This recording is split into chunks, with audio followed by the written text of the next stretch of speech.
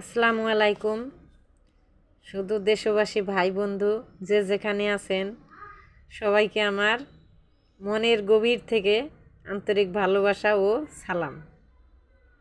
আজকে আমি বলতেছি আমাদের টাঙ্গাইলের একটা গল্প। এটা আমার নিজের হাতের লেখা গল্প, একটা সত্য ঘটনা। আমরা টাঙ্গাইল শহরে বসবাস করি। খুব সুন্দর আমাদের টাঙ্গাইল শহর। আমরা পৌরসভার মাঝেই বসবাস করি, কিন্তু বর্তমান আমাদের পৌরসভার যে পরিস্থিতিটা সেটা নিয়েই আমি গল্পটা তুলে ধরেছি। আমাদের পৌরসভা টাঙ্গাইল শহরের বাসিন্দা। আমরা রড বালু সিমেন্ট ও ডাস্টবিনের ময়লা দিয়ে পরিপূরক আমাদের শহর। এ শহরে বসবাস করে যতটুকু অক্সিজেন পাই তার চেয়ে দ্বিগুণ পাই আমরা কার্বন ডাই অক্সাইড।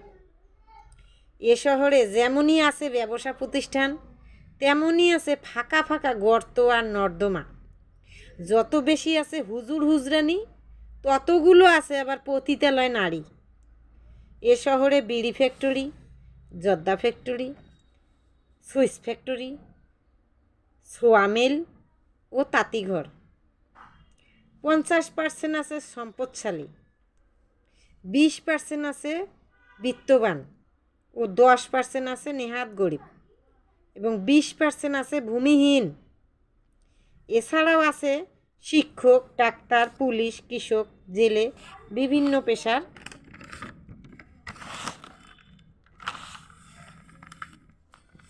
কর্মরত নারী ও পুরুষ। তবে হ্যাঁ, আমাদের গৌরব হচ্ছে এখানে আছে বিশ্ববিদ্যালয়, কলেজ, স্কুল, মাদ্রাসা, মাওলানা ভাসানীর মাজার। মানে বুঝেন নাই, মাওলানা আব্দুল হামিদ খান ভাসানী, ওনার মাজার আমাদের টাঙ্গাইলে।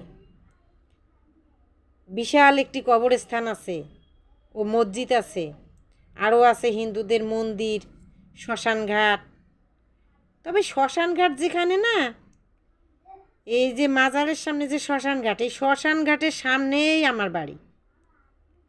আবার আমার বাড়ির পিছনে আছে ব্রিটিশদের হাতের লাল ব্রিজ ও লৌহজং নদী ও বিশাল বড় 3টি পানির ট্যাঙ্ক।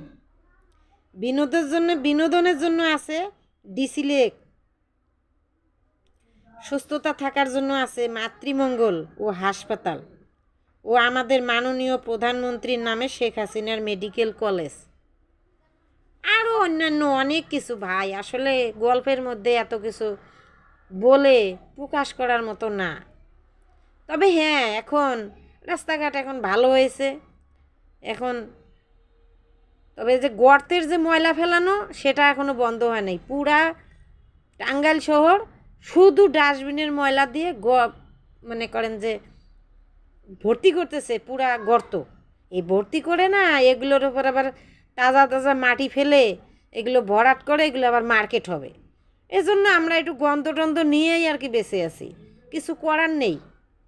বাড়ির সামনে অনেক অনেক সরকারি জায়গা, তো খাল বিলে এগুলো পানি ভরে থাকে, এজন্য আমাদের কিছু করার নেই। একটু গন্ধ লাগলেও আমরা সহ্য করে আসতেছি, সামনে তো আবার বিশাল মার্কেট হবে। তা ভাই, আমি আজকে আমার টাঙ্গাইলের পৌরসভার একটু চিত্র বললাম। আপনারা মনে কিছু নিয়েন না, ক্ষমা সুন্দর দৃষ্টিতে দেখবেন। আসলে বর্তমান বাস্তব যা সত্য সেটাই আমি তুলে ধরেছি। আসসালামু আলাইকুম।